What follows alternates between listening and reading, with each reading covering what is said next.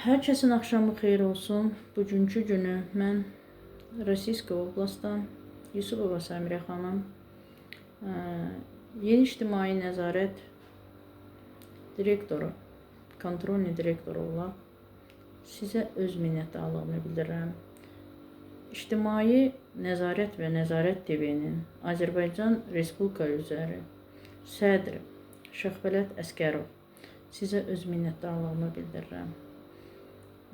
Masallı rayonunun sədri Ədalət müəllim və onun kollektivi sizə öz minnətdarlığımı bildirirəm. Bugünkü gündə mənim əlim çatmadığı bir yerdə, uzaqda olduqda mənim atamın, anamın məzarını gedib ziyarət ediblər, təmizlik ediblər, dualar oxunubdur. O yüzden hər kəsə öz minnətdarlığımı bildirirəm Şəxvələt müəllim, siz başda olmaqla. Bugünkü gündə həqiqətən də siz mənə verdiyiniz dəyərdən o qədər mən sevindim ki, özümə yer tapa bilmirdim. Mənim üçün həqiqətən də sevinc yaşları boğdu məni. Məni çox dəyərləndirdiniz. Mənim atamın, anamın məzarını ziyarət etdiniz.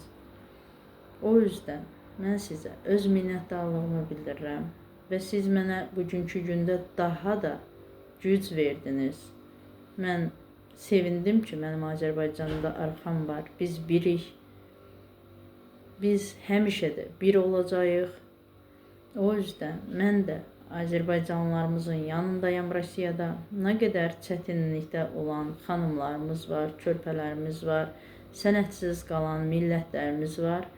Hamısının yanındayam, arxasındayam. Əlimdən gələn qədər dəstəyi göstərirəm. Əlimdən gələn qədər köməyimi göstərirəm.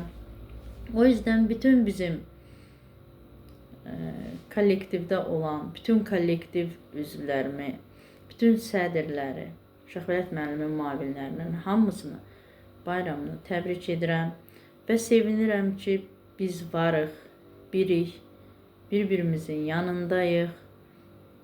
Həmişə də güclü olağın, bir-birimizə dəstək olağın. O yüzden biz kadınlar həmişə gücsüzük. Sizin sayənizdə biz özümüzü güclü sayırıq. Sizlərin hər kəsinin bayramını təbrik edirəm. Hər kəsə uzun ömür, can sağlığı arzulayıram. O yüzden bütün şəhidlərimizə Allah rəhmət eləsin diləyirəm. Analarına, qalan evlatlarına, həyat yoldaşlarına buradan üz tutub deyirəm. Allah sizə səbir versin. Allah sizə göz yaşı yox, sevinc yaşı bəxş eləsin.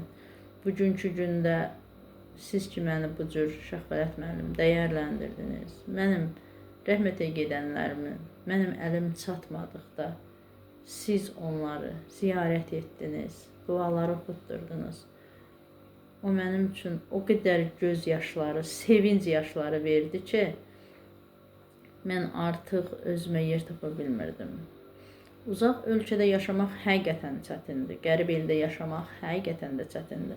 Bunu yaşamayanlar bilmirlər, yaşayanlar gözəl bilirlər.